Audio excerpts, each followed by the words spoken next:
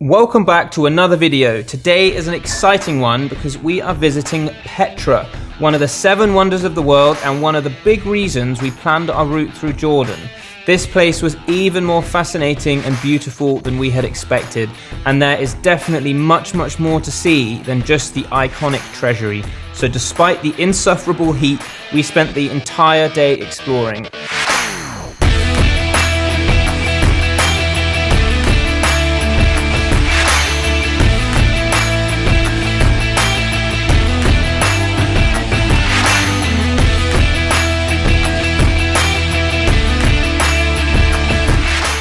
We had an interesting night camping, sort of, inside a construction site, but we're up early and ready for a short ride to Wadi Musa.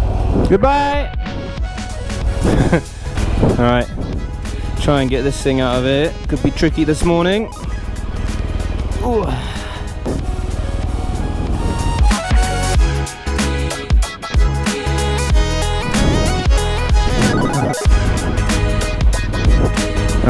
Okay, nicely done. Bye-bye! You ready to leave our building site campsite? Yeah. Yep. That was maybe the most random camp yet, right? Yeah. Random one. Oh, but we're slowly. Alright. Today is going to be a good day, Lucy. Look at the Petra. Petra. Actually, the next 2 days in Jordan could be 2 of the best days. We've got next right, Petra and Wadi Rum. Thanks to Hamzi for letting us stay in his nowhere near complete eco lodge.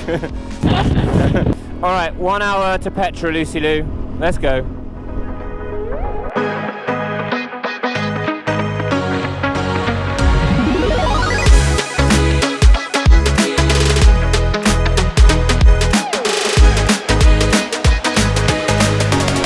Petra, 5 km. We just arrived in the big town near Petra, which I think is called Wadi Musa.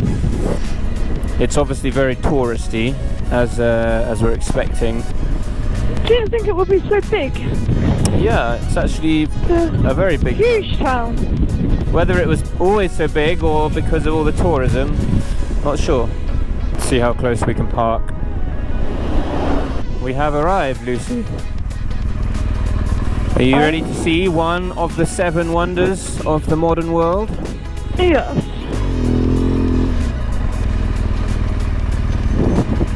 Let's stop here for now, and then let's see. Off you pop.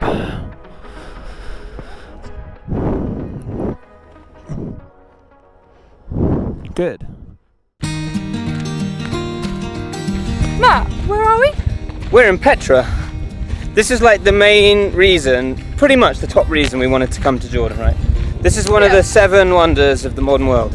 But when you think of Petra, you pretty much just think of that iconic image of the huge, well, it's called the Treasury, carved into the side of the cliff. But actually you arrive here and you'll realise that Petra is huge. Petra's really huge. We have an 8-kilometre walk. Just and that's one way. Only one way. Yeah. So that's to the monastery, which is the furthest point, and then 8 kilometres back. And all along the way there are things to see. So we've only walked 500 meters and already there are little cave things and cave dwellings like we saw in Cappadocia, and carved into the side of here there's something. So yeah, it's huge, it's really huge. We are walking through the Seek. It is like a valley and we have to walk all the way through it to get to the end.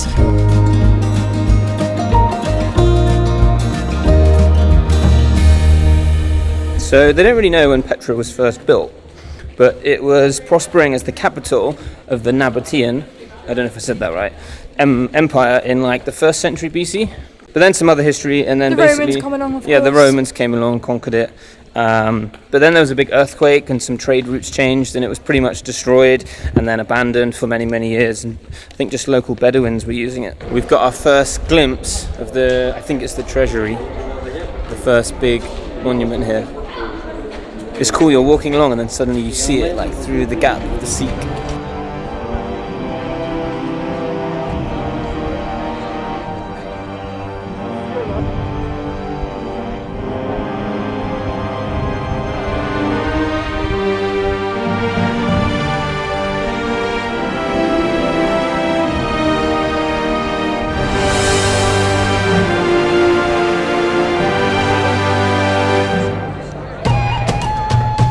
We At made the it to the Treasury. Treasury, and yeah, it's pretty jaw-dropping.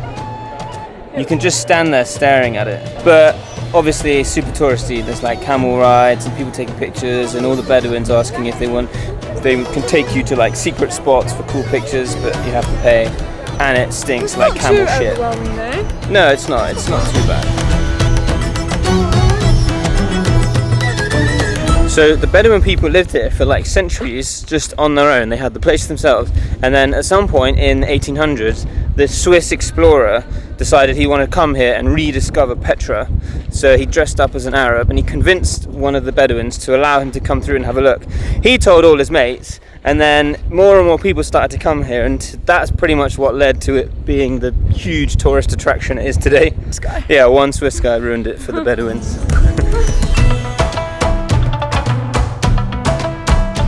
There's a huge amphitheatre. Look at the rainbow colours in the stairs. There's so much more here than you would expect based on just seeing that one iconic picture of Petra that everyone posts. Obviously the Sikh is probably the most impressive part, but yeah, this goes on and on and on. As we said, it was a capital city at one point in time. Petra is also known as the Red Rose City because of the colour of the rock.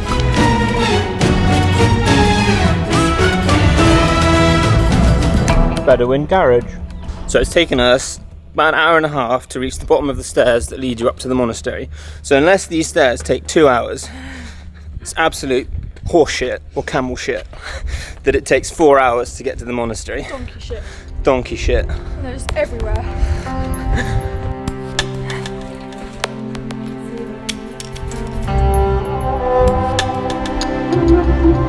Lucy, I think we finally made it. There's actually tons and tons of stairs. Yeah, that last bit was actually pretty hard. It took us only half an hour though, all the way from the entrance to Petra to the furthest point to see the monastery was 2 hours for us.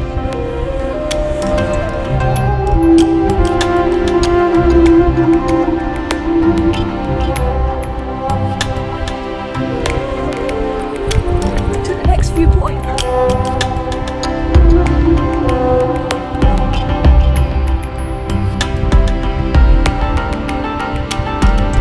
Made it to the top to see the monastery, but I dragged Matt up to the viewpoint as well.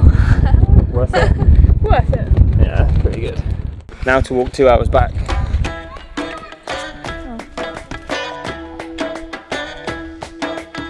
Lucy, should we go in the cave? Yeah. You have to ask me twice. Follow me! Ah, it stinks of piss. Oh, it smells real bad. Looks good, stinks bad.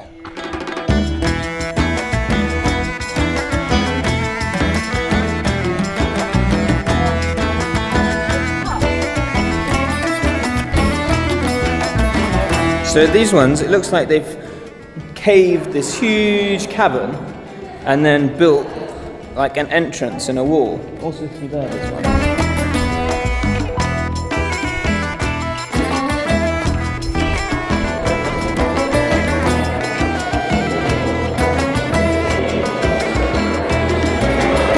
Once you're out of the Sikh, the sun is pretty relentless here.